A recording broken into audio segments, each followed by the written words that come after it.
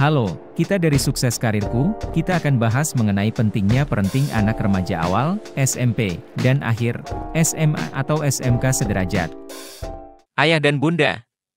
Pasti kita sudah tahu tapi kadang sadar atau tidak. Terkait masa depan anak kita, ada beberapa hal perlu kita direnungkan seperti berikut ini. Jumlah manusia terus bertambah. Berakibat pada sulitnya mencari pekerjaan dan persaingan bisnis semakin ketat. Sekarang saja banyak sekali anak-anak kita yang menganggur, kan? Data terupdate kurang lebih 10 juta generasi Z menganggur.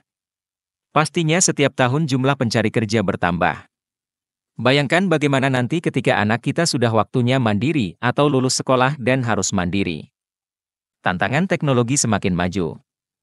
Kita harus dapat beradaptasi dengan perkembangannya. Contohnya pergantian tren dari Facebook ke Instagram terus sekarang TikTok.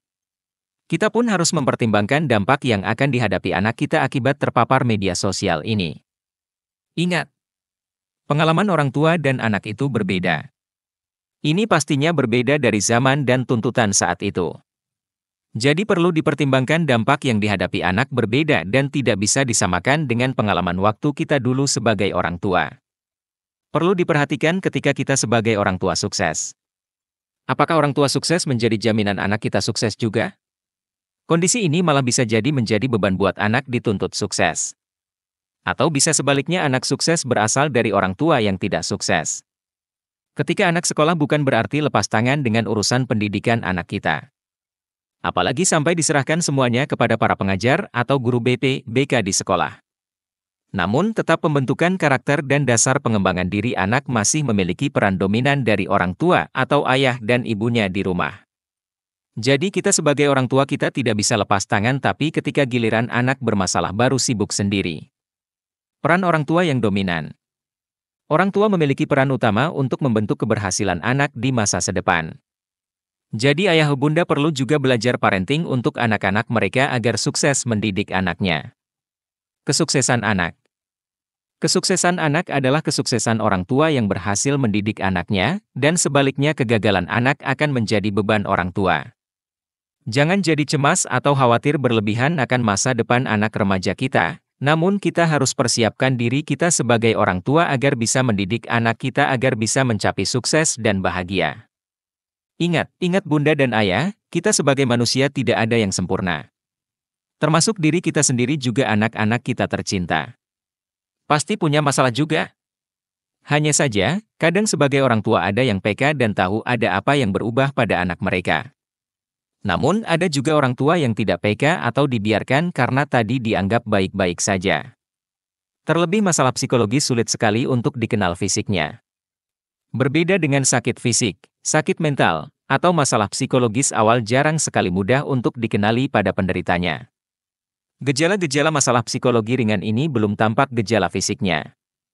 Namun ketika sudah parah langsung mempengaruhi secara buruk pada kondisi tubuh.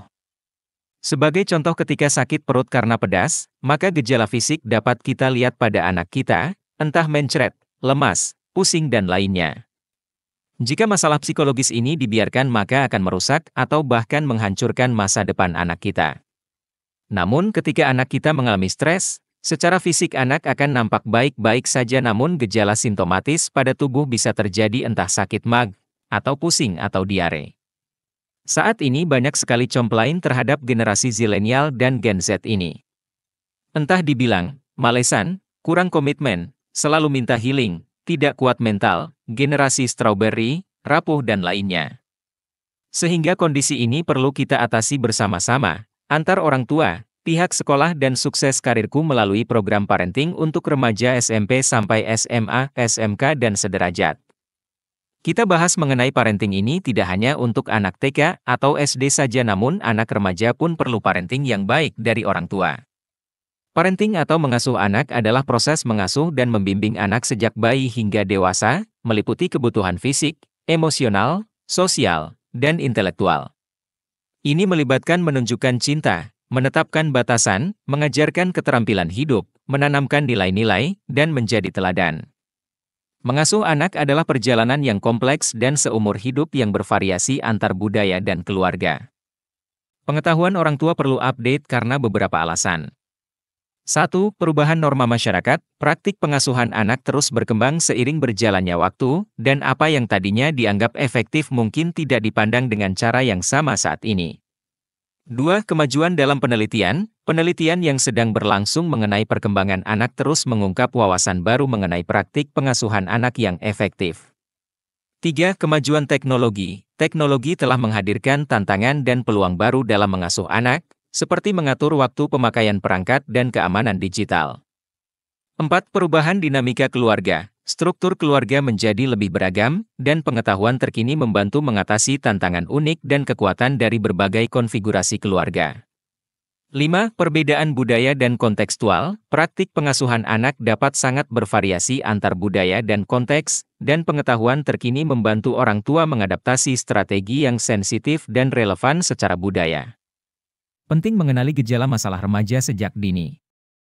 Mengenali tanda-tanda tekanan psikologis pada remaja sangatlah penting karena berbagai alasan. 1. Dukungan tepat waktu, mengidentifikasi gejala sejak dini memungkinkan dilakukannya intervensi dan bantuan segera. Hal ini dapat mencegah masalah menjadi lebih buruk dan memberikan hasil yang lebih baik bagi remaja. 2. Dampak perkembangan, masa remaja adalah masa yang penting untuk pertumbuhan emosi, kognitif, dan sosial. Gejala yang tidak diobati dapat menghambat perkembangan kesehatan, memengaruhi kinerja sekolah, hubungan, harga diri, dan kesejahteraan di masa depan. 3. Akses terhadap pengobatan, pengenalan dini memungkinkan akses terhadap pengobatan dan layanan dukungan yang tepat, seperti terapi, konseling, pengobatan, atau intervensi yang disesuaikan. 4. Menghilangkan stigma, mengatasi gejala sejak dini membantu menghilangkan stigma seputar kesehatan mental. Hal ini mendorong percakapan terbuka tentang emosi dan memberdayakan remaja untuk mencari bantuan tanpa takut dihakimi. 5. Dukungan keluarga dan sosial, pengenalan dini memungkinkan keluarga dan sistem pendukung untuk menawarkan pemahaman, dorongan, dan bantuan praktis kepada remaja. Dukungan ini sangat penting untuk pemulihan dan ketahanan. 6. Mencegah efek jangka panjang, beberapa gejala, jika tidak diobati, dapat berdampak jangka panjang pada kesehatan mental.